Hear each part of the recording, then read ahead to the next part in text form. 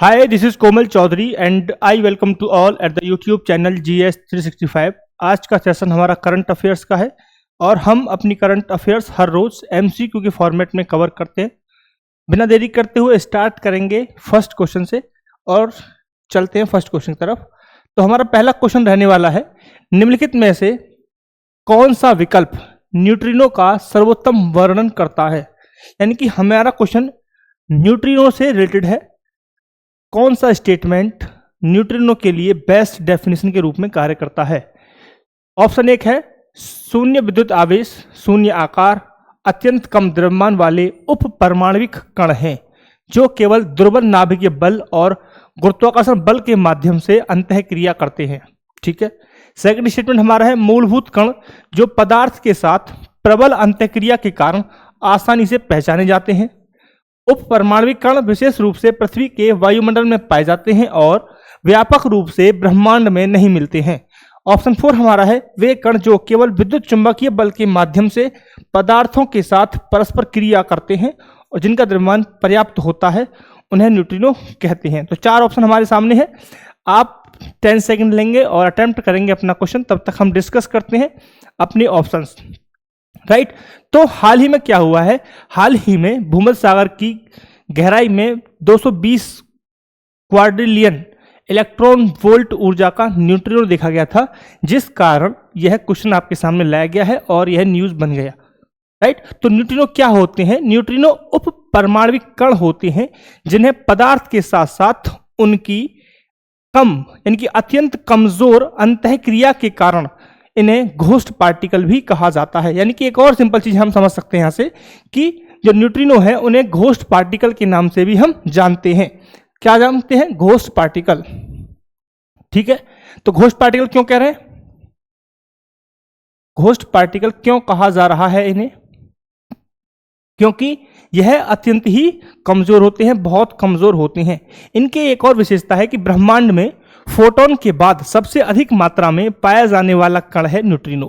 Right. तो question इस तरीके से अगर डिजाइन फ्रेम होता है कि फोटोन के बाद सबसे अधिक मात्रा में न्यूट्रिनो पाया जाता है, क्या स्टेटमेंट ठीक है या स्टेटमेंट गलत है? बताइए कमेंट में कि ये स्टेटमेंट सही है या गलत है। राइट। तो ये स्टेटमेंट राइट है। क्लियर पॉइंट है? ठीक है। तो जब हम बात करेंगे इसके आवेश को लेकर कि इस पे कौन कौन से आवेश होते हैं, कितना आवेश होता है, क्या इसका साइज होता है, तो न्यूट्रिनो में विद्युत आवेश शून्य होता है। यह लगभग शून्य इसका आकार होता है, यानी कि बहुत छोटा है तो होता है, लगभग शून्य होता है। द्रव्यमान भी अत्यंत कम होता है। इसमें 3 प्रकार के ही इलेक्ट्रॉन, म्यून और न्यूट्रिनो पाए जाते हैं जो आपस में इस प्रकार लेन देन करते हैं, इस प्रकार दोलन करते हैं कि केवल दुर्बल यानी कमजोर नाभिकीय बल के कारण तथा गुरुत्वाकर्षण बल के कारण आपस में अंतःक्रिया करते हैं। यानी कि बहुत ही दुर्बल अंतःक्रिया होती है। तो प्रबल वाला ऑप्शन हमारा गलत हो जाता है, यानी कि सेकंड स्टेटमेंट यहां पे गलत हो जाता है। ठीक है। तो यह थर्ड स्टेटमेंट क्या कर रहा है कि यह ब्रह्मांड में नहीं मिलते हैं। मैंने क्या बताया कि ब्रह्मांड में दूसरा सबसे अधिक पाया जाने वाला परमाणविक तत्व है। ठीक है। क्या बताया कि second highest, second largest number में पाया जाता है न्यूट्रॉन जब हम बात करते हैं ब्रह्मांड में पाए जाने वाले तत्वों के रूप में। राइट। तो थर्ड स्टेटमेंट भी हमारा गलत हो जाता है। वे कण जो केवल विद्युत चुंबकीय बल के माध्यम से पदार्थों के साथ क्या करते हैं, क्रिया करते हैं, तो ये स्टेटमेंट भी गलत हो जाता है। हमने क्या बताया कि यह केवल नाभिकीय बल एवं गुरुत्वाकर्षण बल के माध्यम से, किसके माध्यम से? नाभिकीय बल और गुरुत्वाकर्षण बल के माध्यम से क्रिया करते हैं। ठीक है। नोट कर लीजिए गुरुत्वाकर्षण बल एवं नाभिकीय बल के माध्यम से क्रिया करते हैं। ठीक है।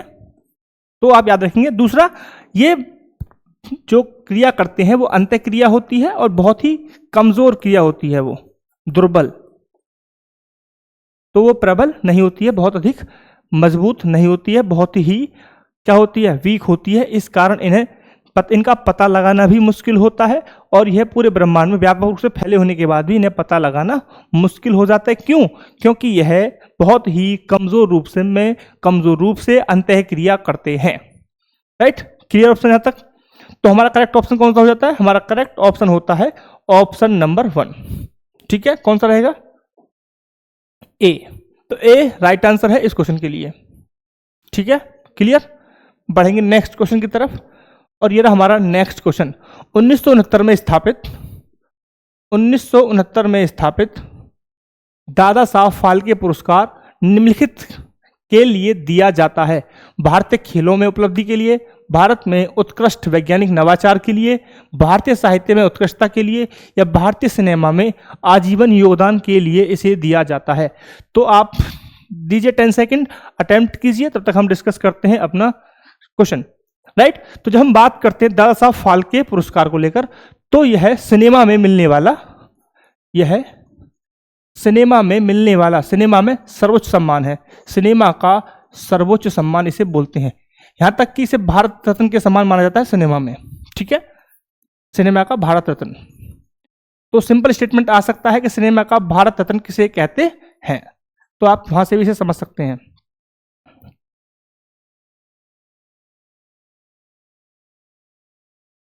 सिनेमा का भारत रत्न कहते हैं, और यह हर वर्ष दिया जाता है। कब दिया जाता है? यह प्रतिवर्ष दिया जाता है, और भारत के राष्ट्रपति के द्वारा इसे दिया जाता है। तो यह प्रतिवर्ष दिया जाता है। प्रतिवर्ष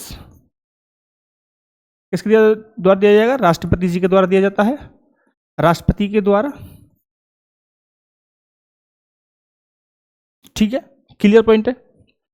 यह जो पुरस्कार है दादा साहब फाल्के पुरस्कार की शुरुआत कब से मानी जाती है? बताइए, कब से मानी जाती है दादा साहब फाल्के पुरस्कार?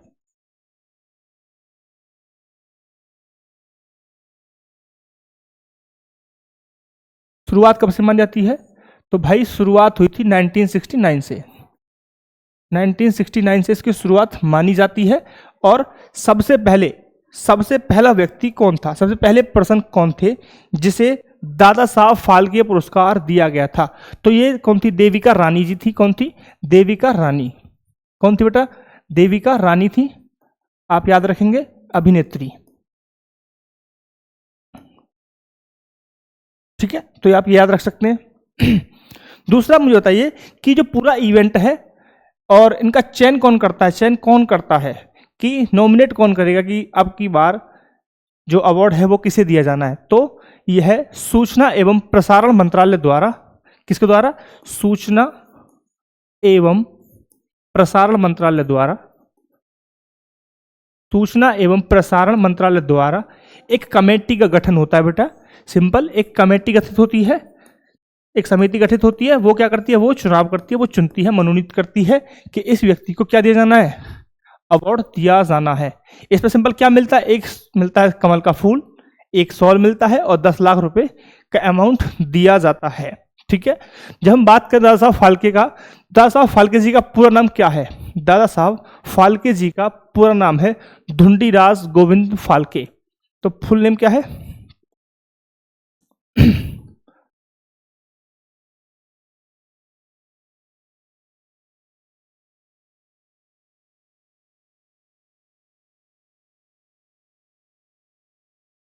क्या नाम? पूरा नाम ढूंढीराज गोविंद फाल्के। और इन्हें भारतीय सिनेमा का जनक बोला जाता है। क्या बोला जाता है? भारतीय सिनेमा का जनक। भारतीय सिनेमा का जनक भी इन्हें कहा जाता है। राइट, तो यहां से भी आप कुछ नहीं आएगा तो आप कंफर्टेबल पोजीशन में रहेंगे। ठीक है, तो जब हम बात करें भारतीय सिनेमा को लेकर, तो भारतीय सिनेमा की सबसे पहली फिल्म थी, वो थी राजा हरिश्चंद्र। फर्स्ट फिल्म कौन सी थी? राजा हरिश्चंद्र।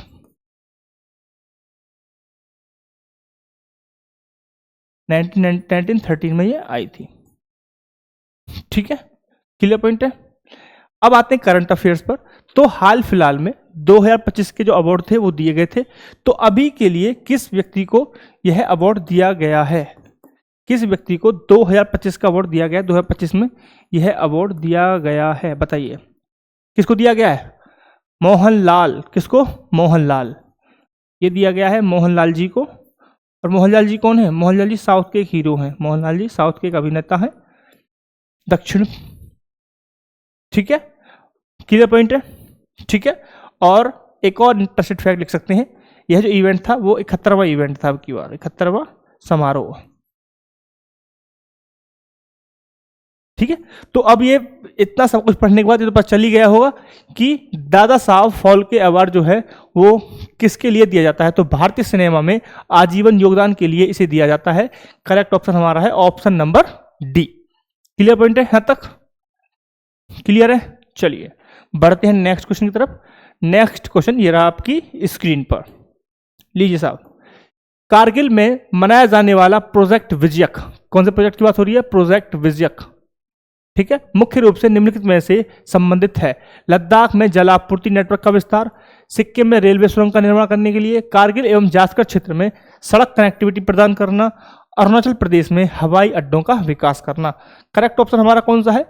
करेक्ट ऑप्शन है हमारा ऑप्शन नंबर थर्ड। कौन सा है बेटा? ऑप्शन नंबर थर्ड यहाँ पे राइट है। जो प्रोजेक्ट विजयक है वह कारगिल और जास्कर के लिए, कारगिल और जास्कर क्षेत्रों में सड़क कनेक्टिविटी प्रदान करने के लिए एक प्रोजेक्ट लॉन्च किया गया है। ठीक है, क्लियर पॉइंट है? तो प्रोजेक्ट जो है हमारा प्रोजेक्ट विजयक क्या है? तो प्रोजेक्ट विजयक लद्दाख में चल रहा एक प्रोजेक्ट है जो भारत के जो चैलेंजिंग एंड वल्नरेबल सेक्स जो एरियाज हैं, चुनौतीपूर्ण या फिर संवेदनशील जो सीमाएं हैं, उन क्षेत्रों में कनेक्टिविटी बढ़ाना, उन क्षेत्रों में सुरक्षा को बढ़ाने के लिए एक इंफ्रास्ट्रक्चर का प्रोजेक्ट है जिसे बोल रहे हैं विजयक प्रोजेक्ट। ठीक, इस प्रोजेक्ट का उद्देश्य क्या है? क्षेत्रीय विकास करना, राष्ट्रीय सुरक्षा को बढ़ाना, सामाजिक आर्थिकरण, सामाजिक आर्थिक को यानी कि समाज को और आर्थिक गतिविधियों को एकत्रित करना, उनका एकीकरण करने के उद्देश्य से इस प्रोजेक्ट को चलाया गया है। यह प्रोजेक्ट किसके अंतर्गत काम कर रहा है? यह प्रोजेक्ट BRO के अंतर्गत काम कर चल रहा है। BRO के अंतर्गत यह प्रोजेक्ट चल रहा है। ठीक है, आप याद रखेंगे BRO के अंतर्गत यह प्रोजेक्ट चल रहा है। ठीक है, क्लियर? बॉर्डर रोड ऑर्गेनाइजेशन, ठीक है, के अंतर्गत चल रहा है प्रोजेक्ट। इस परियोजना को जो हम बात कर रहे हैं कब लॉन्च किया गया था? इस परियोजना को कब लॉन्च किया गया था बेटा? तो इसे लॉन्च किया गया था, प्रोजेक्ट विजय को लॉन्च किया गया था 2010 में। 2010 में इस प्रोजेक्ट को शुरू किया गया था। ठीक है, दूसरा पॉइंट, इसे ऑपरेशन विजय जो हमने कारगिल में वॉर जीता था उसका एक ऑपरेशन था, ऑपरेशन विजय, उसके सम्मान में इसका नाम ऑपरेशन विजयक रखा है, प्रोजेक्ट विजयक रखा गया है। ठीक है, तो ऑपरेशन विजय के सम्मान में लिख सकते हैं आप इसे, ऑपरेशन विजय के सम्मान में कारगिल युद्ध के दौरान।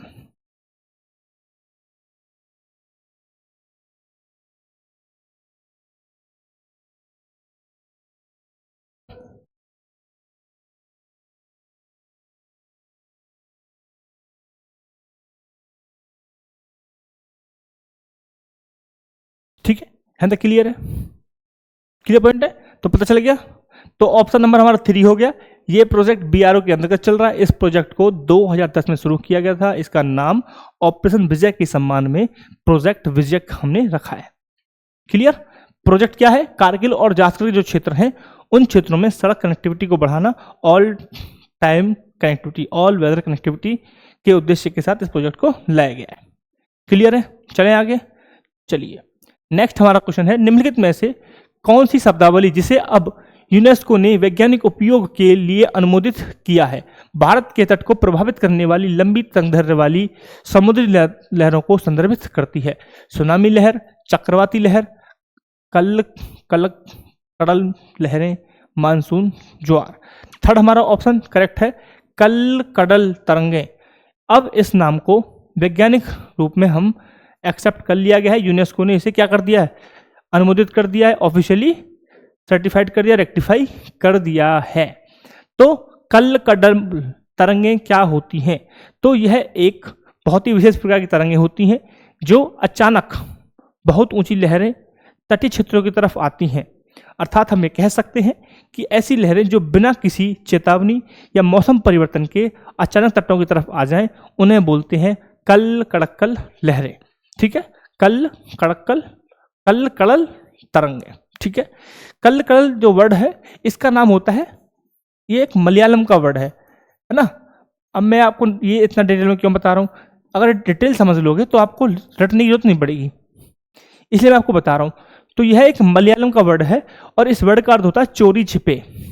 क्या होता है? चोरी छिपे।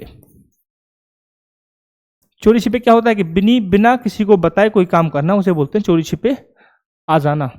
ठीक है, तो इसी तरीके से क्या हो गया, कड़कल तरंगे मतलब चोरी छिपे आने वाली तरंगे, अर्थात बिना किसी चेतावनी के या बिना किसी मौसम में परिवर्तन हुए ये तरंगे आ जाती हैं।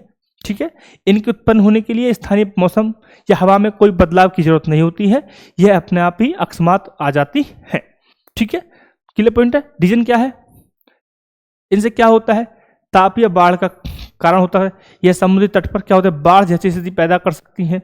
राइट, यह विशेष रूप से केरल और तमिलनाडु के तटीय क्षेत्र में देखी जाती हैं और उनको प्रभावित करती हैं। क्लियर पॉइंट यहां तक। तो भारत की तरफ से इनके लिए कोई कुछ संस्था है जो इनको नोटिस क्या करती है, कोई ऑब्जर्व करने वाली। जी हाँ, इन तरंगों की निगरानी करने के लिए, अलर्ट जारी करने के लिए भारत के पास एक संस्था है, इनकॉइस। क्या है? INCOIS, INCOIS। भारत की संस्था है जो इन तरंगों पर निगरानी रखती है और अलर्ट जारी करती है। ठीक है साहब, क्लियर पॉइंट है। अब बढ़ते हैं दूसरा। तो एक सिंपल सा क्वेश्चन मन में आता है कि ये तरंगे क्या सुनामी जैसी होती हैं? अगर सुनामी जैसी नहीं होती तो फिर में अंतर क्या है? तो जब हम बात करते हैं सुनामी की उत्पत्ति को लेकर, तो सुनामी जो आती है वो समुद्र के नीचे होने वाली उथल पुथल, चाहे वो हम बात करें ज्वालामुखी विस्फोट हो जाए या कोई भूकंप आ जाए, राइट, तो ऐसी परिस्थितियों से क्या होता है, वो उत्पन्न होती है। बट इनके उत्पन्न होने की कोई स्थिति ही नहीं है, कोई परिवर्तन नहीं होना, फिर भी अचानक से आ जाती हैं। ठीक है, क्लियर। दूसरा हम बात करें अलर्ट को लेकर, तो जब हम सुनामी आती है तो हमारे पास कुछ क्राइटेरियाज हैं, यानी कि अगर कोई भूकंप 7 जो रिक्टर है उससे ऊपर जाता है तो हम ये कह सकते हैं कि अब सुनामी में परिवर्तित हो सकती है ये। बट इनका कोई ऐसा अलर्ट है कर ही नहीं सकते हम, तो अलर्ट इनसे नहीं मिलता है। अक्सर यहाँ पर चेतावनी इससे संबंधित नहीं मिल पाती है। राइट, विनाश की बात करें तो विनाश को दोनों से ही होता है, लेकिन तटीय बाढ़, संपत्ति को नुकसान पहुंचाना मुख्यतः किसका काम है, कड़कल तरंगों का काम है। वहीं सुनामी से ज्यादा हानि और जानमाल की हानि होती है, वो एक अलग बात है। ठीक है, दूसरा पॉइंट आप समझिए कि जो कड़कल तरंगे हैं, इन तरंगों को स्वेज वेव्स दूरस्थ तूफानों से उत्पन्न होती हैं। स्वेल वेव्स जो दूर उत्पन्न होने वाले तूफान है उनसे उत्पन्न होती है। इनकी विशेषता होती है कि इनकी आवृत्ति कम होती है। ठीक है, इनकी आवृत्ति कम होती है। आवृत्ति कम होगी तो क्या होगा भाई, जब आवृत्ति कम होगी तो तरंग दैर्घ्य ज्यादा होगी। सिंपल सी बात है, आवृत्ति कम होगी तो तरंग दैर्घ्य ज्यादा होगी। तरंग दैर्घ्य क्या होती है, दो ऊंचाई, जैसे कि ये है हमारी तरंग है। ठीक है, तो यहां से यहां तक का जो पूरा पॉइंट है ये तरंग की ऊंचाई होती है, और यहां से ये पॉइंट को मिला रहे हैं तो बेटा ये इसका जो गैप है इसे बोलेंगे तरंग दैर्घ्य। तो जब ज्यादा होगा तो क्या होगा, तरंगों की रिपीटेशन कम होगी। जब छोटा हो जाएगा तो तरंग जल्दी ऊपर नीचे होगी, है ना। तो क्या होगा, जब तरंग दैर्घ्य ज्यादा होगी तो आवृत्ति कम हो जाएगी, और तरंग दैर्घ्य छोटी हो जाएगी तो आवृत्ति अधिक हो जाएगी। ऐसे यहाँ पे कह रहा है तरंग की जो आवृत्ति वो कम है तो तरंग दैर्घ्य क्या होती, अधिक हो जाएगी, यानी कि तरंग बड़ी बड़ी बनेंगी, दीर्घ तरंग होगी, तरंग ऊंचाई तरंग होगी बढ़ जाएगी। ठीक है, यानी कि ऐसे बड़े बड़े तरंगे यहाँ पे बनेंगी। क्लियर पॉइंट है, यहाँ समझ में आ गया। तो ये हो गया हमारा बेसिक इन्फॉर्मेशन। अब थोड़ा समझ लेते हैं कि भाई हमने एक संस्था की बात की थी, इनकॉइस, ये क्या है। इनकॉइस है Indian national centre for ocean information service, यानी कि भारतीय राष्ट्रीय समुद्र सेवा केंद्र। समुद्र से रिलेटेड जो समुद्री लहरें हैं उससे रिलेटेड यह क्या करती है, सूचना प्रोवाइड करती है। मिनिस्ट्री ऑफ अर्थ साइंस के अंतर्गत यह आती है, मिनिस्ट्री ऑफ अर्थ साइंस के अंतर्गत यह आती है। राइट, यानी कि पृथ्वी मंत्रालय के पृथ्वी विज्ञान मंत्रालय के यह अंतर्गत आती है। 1998 में इसको स्थापित किया गया था, आप सभी को पता है 1998 में इसको स्थापित किया गया था। और इसका हेडक्वार्टर कहाँ पे है भाई, इसका हेडक्वार्टर कहाँ पे है, कोई बताएगा, कमेंट में बताइए, जल्दी से बताइए, वेट कर रहा हूँ 2 सेकंड का करूंगा बस मैं। इसका जो हेडक्वार्टर है वो हैदराबाद में आता है। कहाँ पड़ता है, हैदराबाद में होगा। ठीक है, आप याद रखेंगे, बहुत ही बेसिक इन्फॉर्मेशन है। काम क्या है, वही समुद्र से रिलेटेड जो भी तरंगे हैं उनकी सूचना देना इसका मुख्य कार्य है, और हैदराबाद में इसका हेडक्वार्टर है। 1998 में इसको स्थापित किया गया था। ठीक है, फुल फॉर्म भी याद रख सकते हैं क्योंकि बहुत छोटी चीजें हैं जो एग्जाम में आती हैं। अभी मैं एक एग्जाम देख रहा था जहाँ पे DRDO की फुल फॉर्म है, जो हाथ धो रखी है ना, DRDO की फुल फॉर्म। तो इनको भी आप याद रख सकते हैं, Indian Indian national care of ocean information services. ठीक है, क्लियर। और एक अजीब तरीके से क्वेश्चन आ सकता है, देखो ऐसे भी एक क्वेश्चन देखा था मैंने, सीपीओ का था। क्वेश्चन क्या था कि मुद्रा बैंक में एम क्या है, मुद्रा बैंक की फुल फॉर्म में एम का मतलब क्या है। ऐसे ऐसे क्वेश्चन आ जाते हैं सिंपल सिंपल, तो आप थोड़ा सही से पढ़ेंगे तो कोई ज़्यादा रॉकेट साइंस आजकल है नहीं। चले, ठीक है। तो आई होप कि आपको पता चल गया कड़कल तरंगें क्या होती हैं, उससे रिलेटेड हमारे पास कौन सी संस्थाएं हैं जो काम करती हैं। क्लियर, चलो। नेक्स्ट हमारा है भारत में लीड्स 2025 फ्रेमवर्क का उपयोग निम्नलिखित के लिए किया जाता है। लीड्स का प्रयोग निम्नलिखित में से किसके लिए किया जाता है? प्रमुख फसल उत्पादक क्षेत्रों में कृषि उपज की निगरानी के लिए, ग्रामीण क्षेत्रों में वित्तीय समावेशन का मूल्यांकन करने के लिए, महानगरीय शहरों में डिजिटल अवसंरचना का मानकीकरण करने के लिए, राज्यों और प्रमुख गलियारों के लॉजिस्टिक प्रदर्शन का आकलन करने के लिए लीड्स का प्रयोग हम करते हैं। ठीक है, तो लीड्स का प्रयोग हम किसके लिए करते हैं? तो हमारा लीड्स का प्रयोग करते हैं हम राज्यों और प्रमुख गलियारों के लॉजिस्टिक प्रदर्शन का आकलन करने के लिए हम लीड्स का प्रयोग करते हैं। ठीक है, तो ऑप्शन डी हमारा ठीक है। अब समझते थोड़ा सा लीड्स है क्या, लीड्स है क्या, थोड़ा इसको जानते हैं लीड्स क्या होती है। तो भाई लीड 2025 फ्रेमवर्क के बारे में अगर जाने तो भारत में लॉजिस्टिक दक्षता, लॉजिस्टिक एफिशिएंसी, उसका मूल्यांकन करने के लिए, उसको सुधारने के लिए जो हमारे फ्रेमवर्क हैं, जो नीतियां हैं, उसे बोलते हैं लीड्स फ्रेमवर्क 2025। ठीक है, क्लियर, क्लियर, बताइए यहां तक क्लियर, तो चले आगे।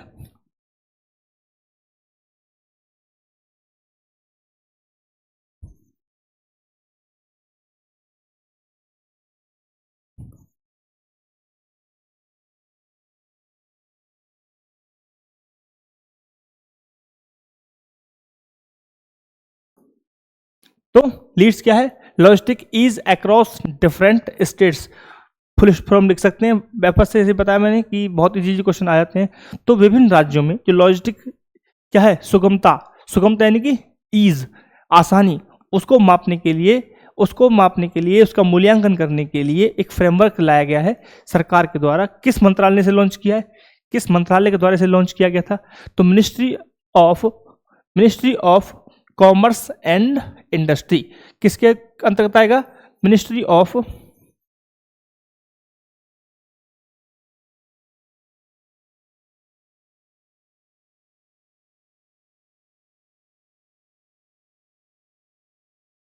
इसके अंतर्गत ये आएगा ministry of commerce and industry. और इसे 2025 में लॉन्च किया गया था। बेटा कब लॉन्च किया गया? इसे 2025 में लॉन्च किया गया था। इसलिए आपको दिख रहा होगा कि इसे क्या बोला जा रहा है? इसे बोला जा रहा है लॉजिस्टिक फ्रेमवर्क 2025। नाम से आपको पता चल रहा है कि इसे बोला जा रहा है लीड्स 2025, यानी कि 2025 में इसको लॉन्च किया गया था। किसके अंतर्गत आता है? Ministry of commerce and industry. इसके अंतर्गत एक डिपार्टमेंट होता है DPIIT, वह काम करता है, जो इसके लिए काम करेगा। DPIIT, department for promotion and industry and internal trade. ठीक है, क्लियर है यहां तक? उद्देश्य क्या है इसे लॉन्च करने का? क्या उद्देश्य है? उद्देश्य यही है कि भारत के जो सभी राज्य हैं या फिर केंद्र शासित प्रदेश हैं, उनकी लॉजिस्टिक क्षमता को देखना, उनका आकलन करना, मूल्यांकन करना, सप्लाई चेन की एफिशिएंसी को हम फिर क्या कर सकते हैं? उसको बढ़ा सकते हैं, लॉजिस्टिक कॉस्ट को कम कर सकते हैं। ठीक है, इंफ्रास्ट्रक्चर को प्लानिंग कर सकते हैं, पॉलिसी रिफॉर्म कर सकते हैं, राइट। और जो कैपेसिटी बिल्डिंग है उसको, उसमें भी हम राज्यों की हेल्प कर सकते हैं कि ये जो एरियाज है वो ज़्यादा यूज हो रहा है और ये एरिया यहाँ पे हम क्या कर सकते हैं? इजीली मैनेज कर सकते हैं और ओवरऑल एफिशिएंसी को हम बढ़ा सकते हैं, जो कहीं ना कहीं हमारी इकोनॉमिक्स में क्या करेगा? फायदा पहुंचाएगा, लाभ पहुंचाएगा। क्लियर पॉइंट है? चलें आगे। ठीक, तो आप एक और चीज समझ लीजिए लास्ट, कि ये क्या करता है, एक क्या करता है, स्टेट्स की सीरीज जारी करता है, एक लिस्ट जारी करता है कि कौन सा स्टेट सबसे ऊपर है, कौन सा लो पे काम कर रहा है, कौन सा हाईएस्ट रैंकर है ना। तो हाईएस्ट रैंकर में जब हम बात करते हैं लीड्स 2025 के अकॉर्डिंग, सबसे अच्छा परफॉर्म किया है गुजरात ने। किसने? गुजरात ने सबसे अच्छा परफॉर्म किया है, राइट। फिर कर्नाटक, महाराष्ट्र,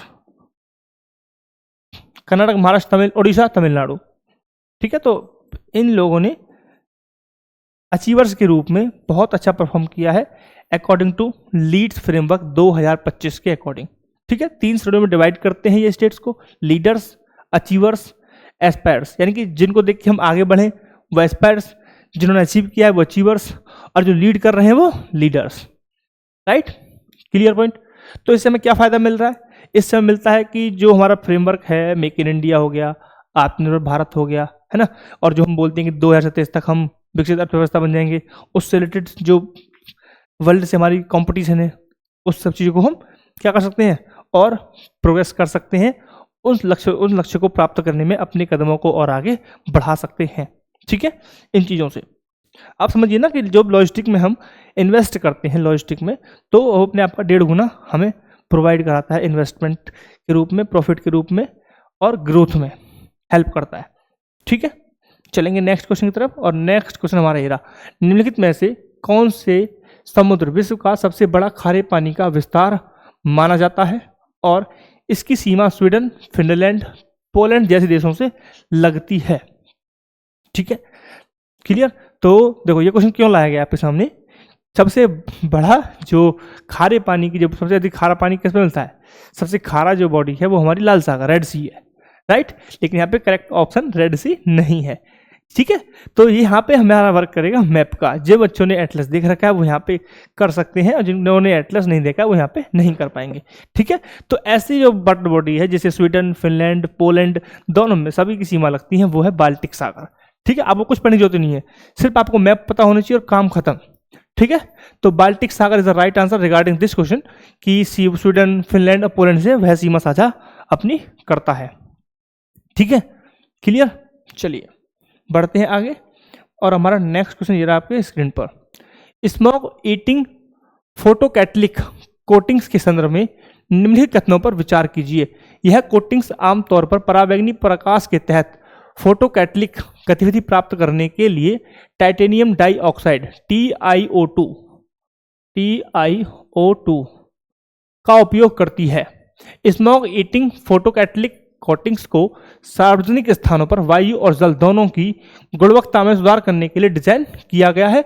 कौन से स्टेटमेंट ठीक है? केवल 1, 2, दोनों या कोई नहीं? ठीक है, तो हमारे पास 4 विकल्प हैं और आप अटेम्प्ट कीजिएंगे अपने क्वेश्चंस को, तो बताइए कौन सा स्टेटमेंट यहाँ पे ठीक हो जाता है, बताइए। तो पहले हम बात करेंगे अंडरस्टैंडिंग, अब हम अपनी कॉन्सेप्ट पे बात करेंगे, देन हम डिस्कस करेंगे अपना क्वेश्चन।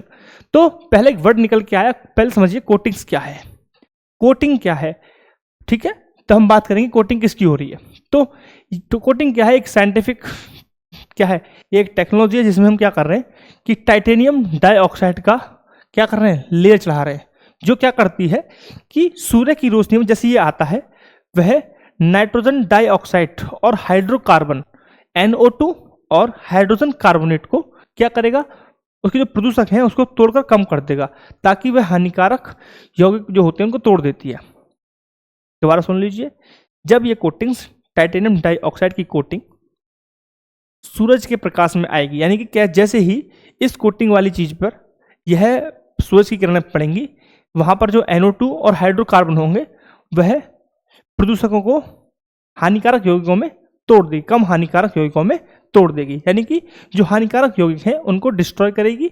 इसलिए इसका नाम लिखा है, क्या लिखा है, फोटोकैटलिक कोटिंग के संदर्भ में। जैसे कि ईटिंग वाला था ना, एक कोटिंग आमतौर पर प्राथमिक प्रकाश के तहत फोटोकैटलिक गतिविधि प्राप्त करने के लिए टाइटेनियम डाइऑक्साइड यानी स्मॉग ईटिंग, हाँ ठीक है, इसलिए इसका नाम रखा है स्मॉग ईटिंग, क्योंकि यह क्या करेगी, जो हमारे हानिकारक जो तत्व हैं उनको खत्म करके कम हानिकारक तत्वों में तोड़ देगी। न्यूज़ में क्यों है, दिल्ली सरकार ने सड़कों पर, फुटपाथों पर या फिर जो पब्लिक प्लेसेस होते हैं वहाँ पर इन कोटिंग का प्रयोग करने के लिए स्टडी स्टार्ट की है। अगर ये सफल हो जाएगा तो इन्हें अलग अलग कॉरिडोर्स हो गए, मार्केट हो गए, पब्लिक प्लेसेस हो जाएंगे, वहाँ पर एक लार्ज स्केल पर इसका यूज कर सकते हैं। ठीक है, फायदा क्या होगा, लो कॉस्ट है, कॉस्ट कम रहेगा, केमिकल से बना हुआ है, स्टेबल रहेगा, राइट, और पारंपरिक सामग्री के साथ साथ कॉम्पेटेबल रहेगा। ऐसा नहीं है सिर्फ कोटिंग ही तो करनी है ना, कुछ भी उसका यूज करिए। ऐसा नहीं है कोई स्पेशल कोई बिल्डिंग खड़ी करनी है, फिर उसका कोई स्पेशल जगह लेने वाला है, इस पर कोई जगह घेरने वाला है, राइट। सेल्फ क्लीनिंग सरफेस बनाती है, मतलब जब हम नई कोटिंग करेंगे तो क्या होगा, इजीली सफाई हो जाएगी, एक नया जैसा वातावरण बन जाएगा जगह जगह, राइट। और साथ ही साथ एक फायदा हमारा ये हो जाएगा कि वो एयर क्वालिटी को क्या करेगा, ठीक करेगा धीरे धीरे, ठीक है। तो काम कैसे करती है, हमने बताया कि जब TiO2 टाइटेनियम डाइऑक्साइड सूरज की रोशनी में एक्टिव होकर हवा में मौजूद प्रदूषकों को तोड़ती है, जो वातावरण को साफ रखेगा, ठीक है, क्लियर पॉइंट। अब आते हैं हम अपने स्टेटमेंट्स पर। जैसा कि हम डिस्कस कर चुके हैं पूरा कॉन्सेप्ट, तो हम देख रहे हैं कि पहला हमारा स्टेटमेंट है कि कोटिंग आमतौर पर पराबैंगनी प्रकाश के तहत फोटो कैटलिक गतिविधि प्राप्त करने के लिए टाइटेनियम डाइऑक्साइड का उपयोग करती है। जी हाँ, स्टेटमेंट ठीक है। हमने पूरा जो अभी कॉन्सेप्ट समझा है वो टाइटेनियम डाइऑक्साइड की कोटिंग को लेकर ही हमने समझा है। अब आएंगे दूसरे स्टेटमेंट की तरफ कि स्मॉग ईटिंग फोटो कैटलिक कोटिंग को सार्वजनिक स्थानों पर वायु जल दोनों की गुणवत्ता में सुधार करने के लिए डिजाइन किया गया है। जी हाँ, दोनों की गुणवत्ता को सुधार करने के लिए ही डिजाइन किया हुआ है, यानी कि option statement A and statement B दोनों ही करेक्ट हैं। इसीलिए हमारा राइट ऑप्शन हो जाता है ऑप्शन नंबर सी। तो ऑप्शन नंबर 3 यहाँ पे करेक्ट है, ऑप्शन नंबर 3 यहाँ पे करेक्ट है, ठीक है, क्लियर। चलिए बढ़ेंगे नेक्स्ट क्वेश्चन की तरफ, और ये हमारा नेक्स्ट क्वेश्चन। न्यूट्रिनो का अक्सर घोस्ट पार्टिकल कहा जाता है। न्यूट्रिनो का पता लगाना कठिन है क्योंकि वे केवल कमजोर परमाणु बल और गुरुत्वाकर्षण बल के माध्यम से पदार्थ के साथ अंतःक्रिया करते हैं। बताइए सर, अभी हम डिस्कस किया था ये क्वेश्चन, अभी ये फर्स्ट क्वेश्चन नहीं था, ये फर्स्ट क्वेश्चन था ना, न्यूट्रन पार्टिकल्स, और मैंने बताया था कि ये, देखो दिखा देता हूं, हम डिस्कस किए थे ये वाला, ये रहा सेम चीज मैं डिस्कस कर चुका हूं। घोस्ट पार्टिकल कहते हैं गुरुत्वाकर्षण बल एवं नाभिकीय बल के कारण होता है। घोस्ट पार्टिकल कहते हैं क्योंकि अंतःक्रिया बहुत दुर्बल होती है, इसलिए इसे बोलते हैं घोस्ट पार्टिकल, ठीक है। तो यहाँ पे हम अभी वाला क्वेश्चन आप खुद से अटेम्प्ट कर सकते हैं, नहीं कर सकते। देखो न्यूट्रिनो को अक्सर घोस्ट पार्टिकल कहते हैं, सही स्टेटमेंट है। न्यूट्रिनो को पता लगाना कठिन हो जाता है क्योंकि वे केवल कमजोर परमाणु बल और गुरुत्वाकर्षण बल के माध्यम से अंतःक्रिया करते हैं, स्टेटमेंट ठीक है। यानी कि फर्स्ट विकल्प यहाँ पे ठीक है, प्रॉपर व्याख्या भी करता है तो स्टेटमेंट ठीक भी है। तो ऑप्शन 1 हमारा यहाँ पे करेक्ट हो जाता है, ऑप्शन 1 यहाँ पे राइट है, ठीक है साहब। डिस्कस कर चुके हैं पहले, कोई कंफ्यूजन, कोई दिक्कत परेशानी नहीं रहेगी। अब आएंगे हम नेक्स्ट क्वेश्चन की तरफ, और नेक्स्ट क्वेश्चन हमारा ये रहा आपकी स्क्रीन पर। क्वेश्चन क्या है कि यूनिवर्सल पोस्टल यूनियन संदर्भ में निम्नलिखित कथनों पर विचार कीजिए, ठीक है साहब, विचार करेंगे। यूपीयू संयुक्त राष्ट्र की एक विशेष एजेंसी है, इसका मुख्यालय जेनेवा स्विट्जरलैंड में है। प्रशासन परिषद इसका सर्वोच्च प्राधिकारी है। भारत को यूपीयू की प्रशासन परिषद और डाक परिचालन परिषद POC दोनों के लिए पुनः निर्वाचित किया गया है। कितने स्टेटमेंट यहाँ पे ठीक है, राइट। जब आप क्वेश्चन अटेम्प्ट करेंगे तो आपको ये पता होना चाहिए कि एग्जैक्टली पूछा क्या है। तो यहाँ पूछा है कितने स्टेटमेंट ठीक है, क्योंकि ट्रैप यही आपको देगा और बोलेगा कितने स्टेटमेंट गलत है। तो आप लेकिन लगा दो, सही मार क्या होगा, लेकिन क्या हो जाएगा, गलत हो जाएगा। तो ऑप्शन क्या है, केवल एक सही है, 2 स्टेटमेंट ठीक है, 3 स्टेटमेंट ठीक है, या सभी चारों स्टेटमेंट यहाँ पे ठीक है, ठीक है। तो बढ़ते हैं स्टेटमेंट की तरफ। पहले जानेंगे हम यूपीयू होता क्या है, universal postal union. Universal postal union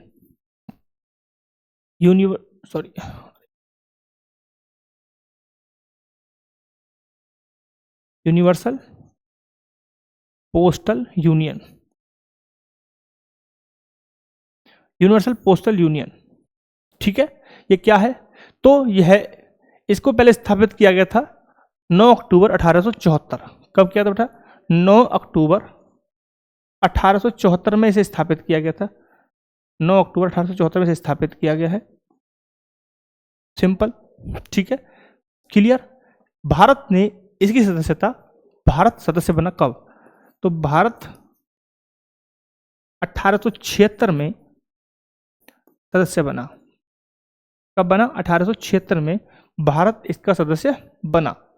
काम क्या होता है, उद्देश्य क्या है, उद्देश्य यही है कि दुनिया भर के देशों के बीच डाक सेवाओं को समन्वय करना, सबको एक साथ लाना, और साथ ही साथ एक दूसरे का सहयोग करना, ताकि एक सार्वभौमिक डाक क्षेत्र बनाया जा सके, मतलब पूरी दुनिया को एक डाक में बांध दिया जाए जिसमें सभी देश एक दूसरे को डाक भेजें, ठीक।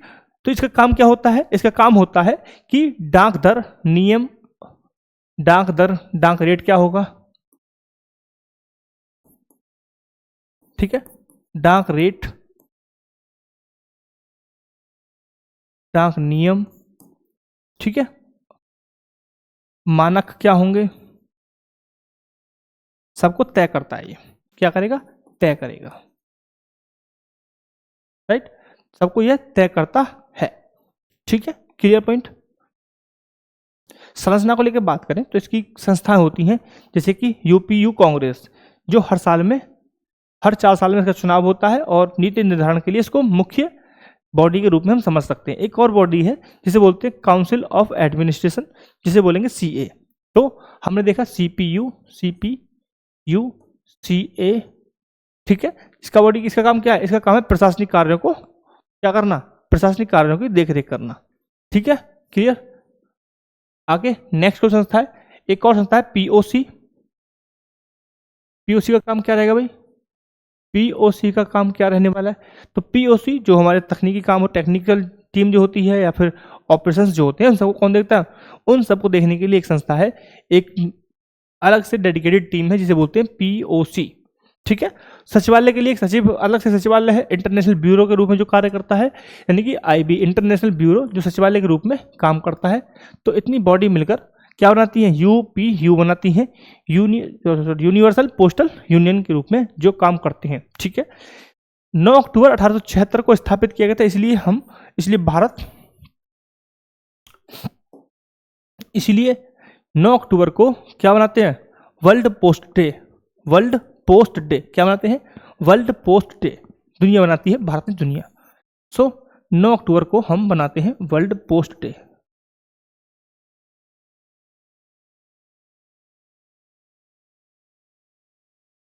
वर्ल्ड पोस्ट डे हम मनाते हैं 9 अक्टूबर को, क्योंकि यूपीयू की स्थापना 9 अक्टूबर 1874 को की गई थी, राइट।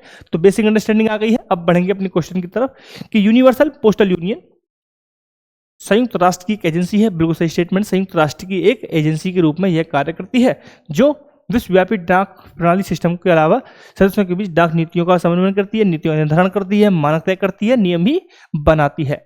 तो यहाँ पर ठीक है, सही करेक्ट स्टेटमेंट है, लिख भी सकते हैं यहाँ पे, संयुक्त राष्ट्र की एक एजेंसी है।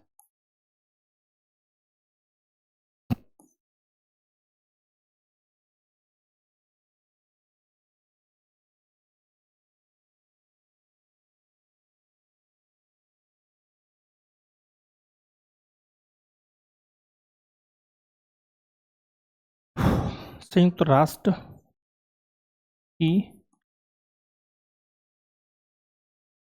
एजेंसी है, तो आप ये भी याद रखेंगे कि ये संयुक्त राष्ट्र की एजेंसी है, ठीक है, क्लियर। और इसका जो ऑफिस है ये गलत है, मुख्यालय कहाँ पे है, मुख्यालय कहाँ पे है बेटा, मुख्यालय इसका स्विट्जरलैंड में तो है, तो स्विट्जरलैंड में ही, हेडक्वार्टर कहाँ पे है,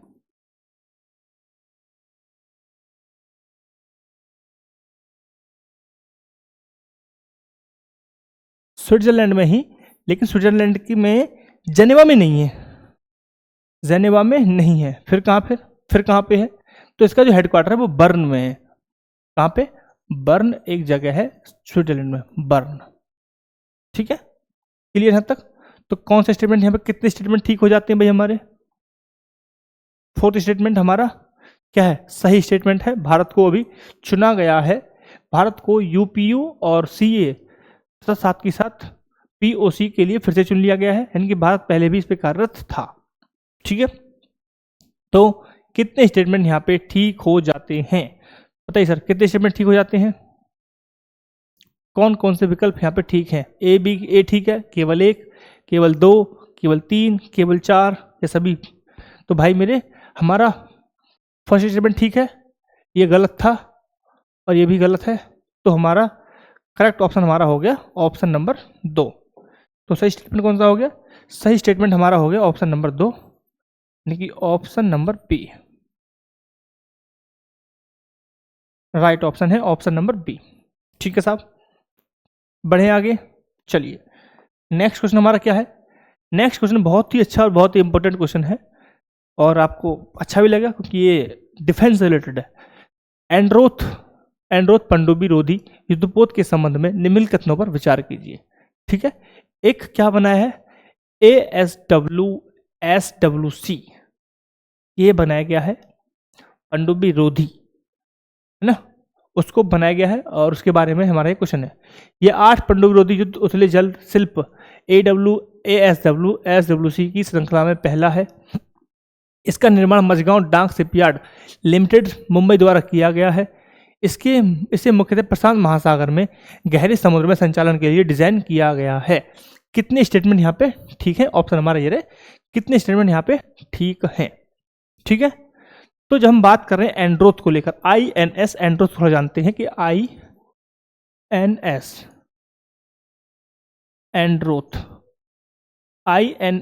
एंड्रोथ को जानेंगे। और ये क्या है, ये एक ASWC है। ठीक है, anti submarine warfare and shallow watercraft.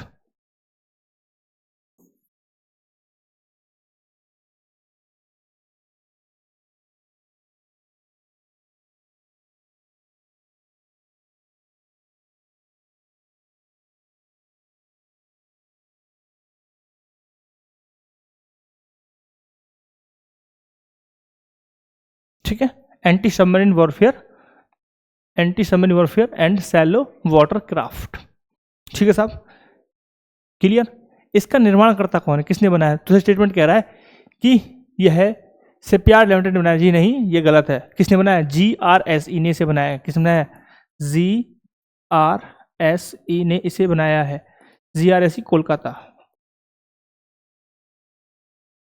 GRSE Kolkata के द्वारा इसे बनाया गया था। GRSE कोलकाता के द्वारा इसे बनाया गया है। ठीक है, garden research shipbuilders and engineers, right. इसे नौसेना को कब सौंपा गया है? भाई नौसेना को सौंपा गया तभी तो न्यूज में है। तो कब सौंपा गया है? सितंबर 2025 लिखेंगे आप। क्या लिखेंगे? सितंबर 2025। ठीक है, कल की न्यूज है, आप आज आप सुन रहे हैं, सिंपल सी बात है। ठीक है, हाँ। दूसरा पॉइंट समझिए कि यह 8 पनडुब्बी रोधी उथले जल शिल्प की श्रृंखला में पहला है। जी नहीं, पहला नहीं है, दूसरा है। यह दूसरा है। फर्स्ट कौन सा था? तो फर्स्ट कौन सा भाई बताइए कोई, कि फर्स्ट कौन था? फर्स्ट ASWC, फर्स्ट कौन सा था?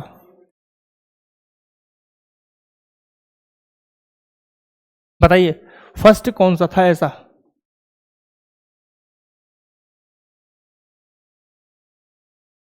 फर्स्ट कौन सा था बेटा? फर्स्ट था अर्नाला। क्या था? अर्नाला था जो पहले लॉन्च हुआ है, सॉरी पहले दे दिया गया है, अर्नाला। ठीक है, इसे भी GRSE के द्वारा डेवलप किया गया। किस द्वारा? GRSE के द्वारा डेवलप किया गया है। GRSE द्वारा डेवलप। ठीक है, तो ये पहले हो चुका है एक शामिल, अब दूसरे की बात हो रही है। ठीक, इसका नाम क्या है? एंड्रोथ। एंड्रोथ नाम क्यों रखा गया है? एंड्रोथ एक लक्षद्वीप का द्वीप, लक्षद्वीप है ना हमारा। एंड्रोथ क्या है?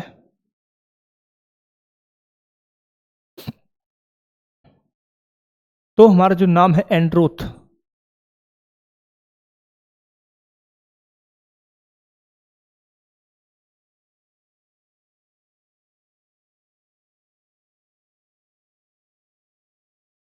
लक्षद्वीप का एक द्वीप है, उसके नाम पर रखा गया इसका नाम एंड्रोथ। ठीक है, यह डीजल से चलने वाला, डीजल और वाटर जेट के दोनों ही का क्या है? संयुक्त इसमें इंजन लगा हुआ है। ठीक है, इसमें हथियार के रूप में हम समझें तो इसमें टॉर्पीडो है, पनडुब्बी रोधी रॉकेट है, राइट, क्लियर। और इसमें 80% जो मटेरियल है वो भारत का है। 80% मटेरियल मेड इन इंडिया है।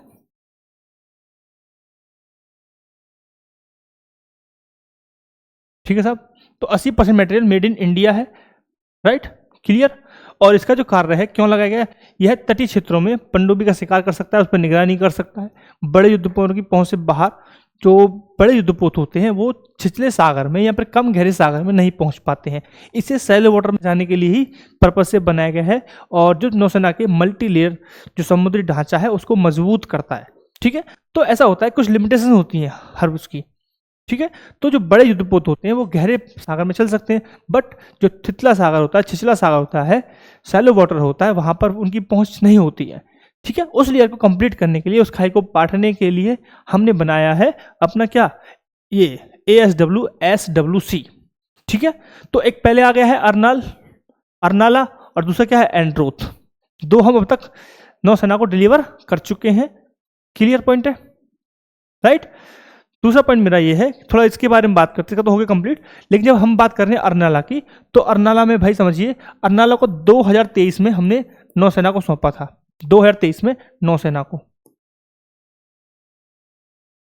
2023 में नौसेना को सौंपा गया था और GRSE के द्वारा ही इसे डेवलप किया गया था। ठीक है।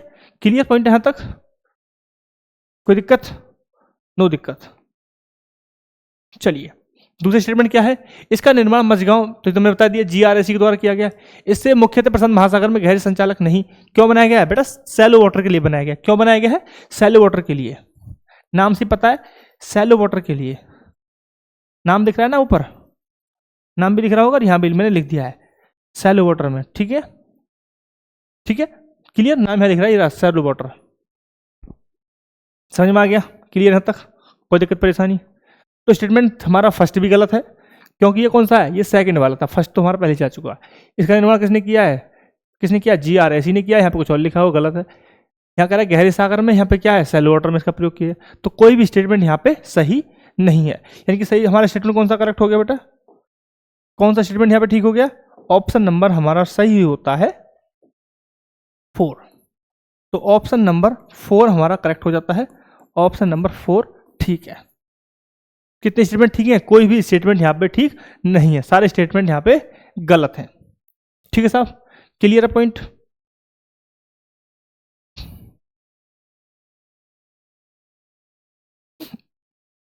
चलें आगे। चलिए नेक्स्ट क्वेश्चन हमारा ये रहा, आपकी स्क्रीन पर ये रहा।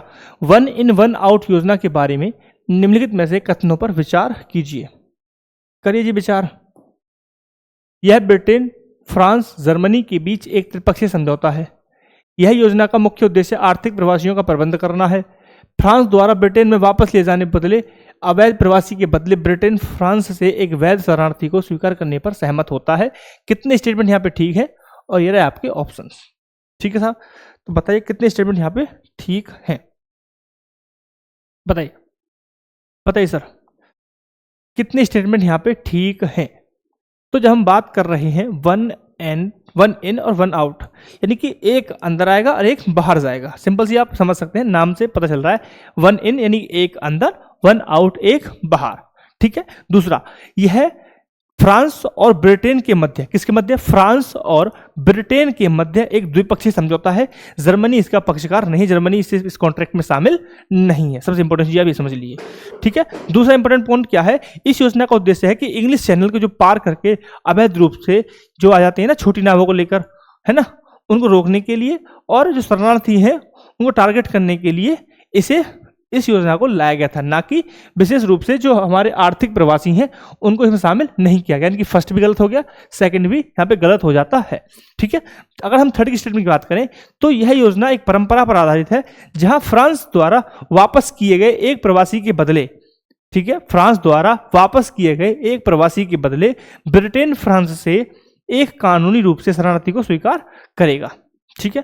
फ्रांस द्वारा कोई वापस कर दिया, उसने कोई व्यक्ति था जो उसने प्रवासी था, उसको वापस कर दिया, तो ब्रिटेन क्या कर, ब्रिटेन से एक व्यक्ति वो क्या करेगा, फ्रांस से वापस लेगा शरणार्थी के रूप में, जो क्या है डॉक्यूमेंट में वैलिड है और क्या है लीगल वहां का क्या है पर्सन है, नागरिक है। ठीक है। इसलिए इसका नाम सिंपल रखा है, एक आने वाला और एक जाने वाला, 1 इन एंड 1 आउट। ठीक है। तो स्टेटमेंट 3 यहां पे ठीक हो जाता है, तो केवल एक स्टेटमेंट ठीक होगा, इसलिए हमारा ऑप्शन नंबर 1 यहां पे ठीक हो जाता है। कौन सा ठीक होगा बेटा? ऑप्शन नंबर 1 यहां पे ठीक हो जाता है।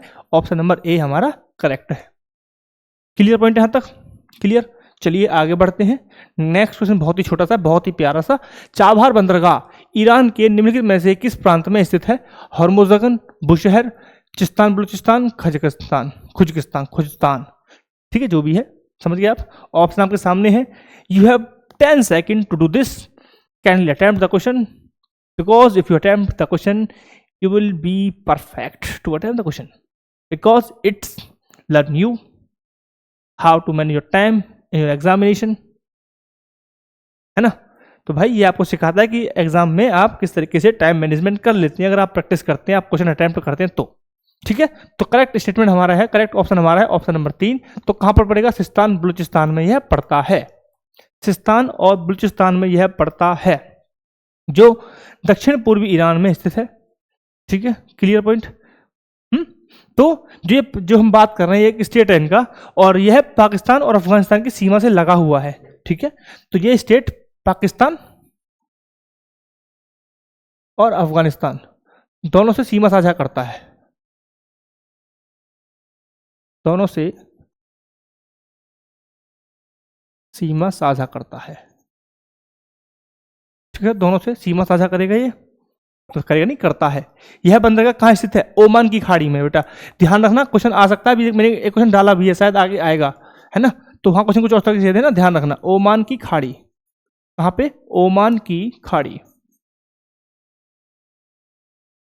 ठीक है, तो ओमान की खाड़ी में स्थित है, यह फारस की खाड़ी में स्थित नहीं है। ओमान की खाड़ी में स्थित है, फारस की खाड़ी में स्थित नहीं है। हिंद महासागर तक सीधी पहुंच बनाता है, इसलिए भारत के लिए स्ट्रेटेजिक इंपोर्टेंट है। क्लियर? ठीक है, क्लियर पॉइंट है। तो भाई हमारा करेक्ट स्टेटमेंट हो जाता है ऑप्शन सी। बेसिक इंफॉर्मेशन आपके सामने आ गई है। बढ़ते हैं नेक्स्ट क्वेश्चन की तरफ, और ये रहा आपके सामने नेक्स्ट क्वेश्चन। नेक्स्ट क्वेश्चन हमारा जो संबंधित है वो किससे संबंधित है? वो है H1 वीजा से संबंधित। तो H1B वीजा कार्यक्रम के संबंध में निम्न कथनों पर विचार कीजिए। वीजा प्रारंभिक 3 वर्ष की अवधि के लिए होता है, जिसे 6 वर्ष की अवधि तक बढ़ाया जा सकता है। ठीक है जी। सेकंड स्टेटमेंट क्या है? H1B वीजा के लिए स्नातक की डिग्री या इसके समक्ष न्यूनतम पात्रता मानदंड है। इस कार्यक्रम में अमेरिकी संस्थान में मास्टर डिग्री या उससे उच्च डिग्री धारक आवेदकों को के लिए 20,000 अतिरिक्त वीजा कोटा का प्रावधान है।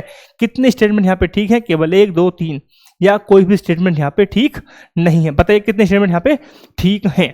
ठीक है, तो पहले पढ़ेंगे हम, पहले वीजा जान लेते हैं क्या है।